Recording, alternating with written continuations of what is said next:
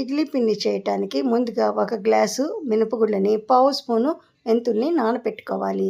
4 గంటల సేపు నానబెట్టుకోవాలి. 1 గ్లాసు మినప్పప్పుకి 2.5 గ్లాసులు ఇడ్లీ రవ్వని తీసుకోవాలి. మినపగుళ్ళు నానిన తర్వాత ఈ ఇడ్లీ రవ్వలో నీళ్లు పోసుకోవాలి. అంటే మినప్పప్పు రుబ్బుకునే ముందు నీళ్లు పోసుకోవాలి. ఒక 10 నిమిషాల్లో నీళ్లు మొత్తం పైకి తేరుకుంటాయి.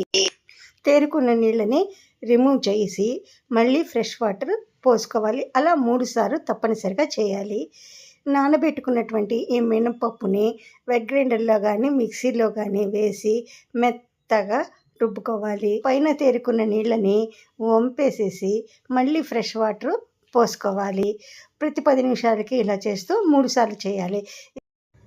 చేతిలోకి రవ్వ తీసుకుని గట్టిగా పిండి రవ్వని ఒక బౌల్లోకి తీసుకోండి. ఇడ్లీ పిండిలో రవ్వ వేసి కలిపి ఉంచండి. కొంచెం ఉప్పు కూడా వేసి కలుపుకోవాలి. ఈ కలిపిన రవ్వని ఒక గిన్నెలో పెట్టి 6 to 12 అవర్స్ దాన్ని పులవనివ్వండి. అంతే, చక్కటి ఇడ్లీ పిండి రెడీ.